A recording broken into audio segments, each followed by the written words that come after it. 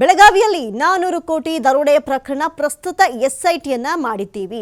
ವಿಚಾರಣೆ ತನಿಖೆ ನಡೀತಾ ಇದೆ. ವರದಿ ಬಂದ ನಂತರ ಈ ಬಗ್ಗೆ ಮಾತನಾಡ್ತೀನಿ ಅಂತ ಗೃಹ ಸಚಿವ ಡಾಕ್ಟರ್ ಜಿ ಪರಮೇಶ್ವರ್ ಹೇಳಿಕೆಯನ್ನ ಕೊಟ್ಟಿದ್ದಾರೆ. ಇತಿಹಾಸದಲ್ಲೇ ಅದರಲ್ಲೂ ಕೂಡ ಈ ವರ್ಷ ಮೊದಲು ದೇಶ ಕಂಡಂತ ಅತಿದೊಡ್ಡ ದರೋಡೆ ಪ್ರಕರಣ ಇದು. 400 ಕೋಟಿ ದರೋಡೆ ಪ್ರಕರಣದ ಸದ್ದು ಇನ್ನು ಬಹಳಷ್ಟು ಸದ್ದು ಮಾಡಿತ್ತು. ಸದ್ಯಕ್ಕೆ ಆ ಒಂದು ತನಿಖೆ ಏನಾಯಿತು ಏನು ಅನ್ನೋದನ್ನ ಎಸ್ಐಟಿ ರಚನೆ ಮಾಡಿದ್ದೀವಿ. ಎಸ್ಐಟಿ ತೀವ್ರವಾಗಿ ತನಿಖೆಯನ್ನು ನಡೆಸ್ತಾ ಇದೆ. ಆ ತನಿಖೆಯ ವರದಿ ಬರಲಿ, ಆನಂತರ ಮಾತನಾಡ್ತೀನಿ ಅಂತ ಹೇಳಿ. ನೀವು ಚೋರ್ಲಾ ಘಾಟ್ ಬಳಿ 400 ಕೋಟಿಯ 2 ಕಂಟೈನರ್ಗಳು ಇದ್ದಕ್ಕಿದ್ದಂತೆ ಮಾಯವಾದವು. ಯಾರು ತಗೊಂಡು ಹೋದ್ರು ಏನು, ಈ ಬಗ್ಗೆ ಬಹಳಷ್ಟು ಪ್ರಶ್ನೆಗಳು ಉದ್ಕೊಂಡಿದ್ವು. ಹಾಗಾಗಿ ಸದ್ಯಕ್ಕೆ ಈ ಒಂದು ಪ್ರಕರಣದ ತೀವ್ರ ತನಿಖೆಯನ್ನು ಎಸ್ಐಟಿ ಮಾಡ್ತಾ ಇದೆ. ಎಸ್ಐಟಿಯ ವರದಿ ಬಂದ ನಂತರ ಈ ಬಗ್ಗೆ ಮಾತನಾಡ್ತೀನಿ ಅಂತ ಗೃಹ ಸಚಿವ ಡಾಕ್ಟರ್ ಜಿ ಪರಮೇಶ್ವರ್ ಮಾತನಾಡಿದ್ದಾರೆ. ಇನ್ನು ಇತ್ತೀಚೆಗಷ್ಟೇ ಕಿಶೋರ್ನ ಬಂಧನವಾಯಿತು, ಕಿಶೋರ್ ಸಾಳ್ವಿಯ ಬಂಧನ. ಹಾಗಾಗಿ ಬಹಳಷ್ಟು ಬೇಗ ಈ ಒಂದು ವಿಚಾರ ಗೊತ್ತಾಗುವಂತಹ ಸಾಧ್ಯತೆ ಇದೆ ಅಂತ ಹೇಳಿ ಗೃಹ ಸಚಿವರು ಮಾತನಾಡಿದ್ದಾರೆ.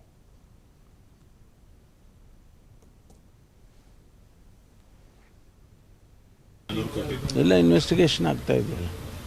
SIT ಮಾಡಿದ್ದಾರೆ ಮಹಾರಾಷ್ಟ್ರ ಸರ್ಕಾರ, ಇನ್ನೂ ಇನ್ವೆಸ್ಟಿಗೇಷನ್ ಆಗ್ತಾ ಇದೆ.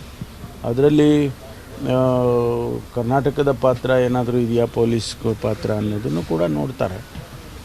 Let them complete the SIT formalities. ಎಲ್ಲ ಇನ್ವೆಸ್ಟಿಗೇಷನ್ ಆಗ್ತಾ ಇದೆ. SIT ಮಾಡಿದ್ದಾರೆ ಮಹಾರಾಷ್ಟ್ರ ಸರ್ಕಾರ, ಇನ್ನೂ ಇನ್ವೆಸ್ಟಿಗೇಷನ್ ಆಗ್ತಾ ಇದೆ. ಅದರಲ್ಲಿ ಕರ್ನಾಟಕದ ಪಾತ್ರ ಏನಾದರೂ ಇದೆಯಾ, ಪೊಲೀಸ್ ಪಾತ್ರ ಅನ್ನೋದನ್ನು ಕೂಡ ನೋಡ್ತಾರೆ. Let them complete the SIT formalities. ಎಲ್ಲ ಇನ್ವೆಸ್ಟಿಗೇಷನ್ ಆಗ್ತಾ ಇದೆ.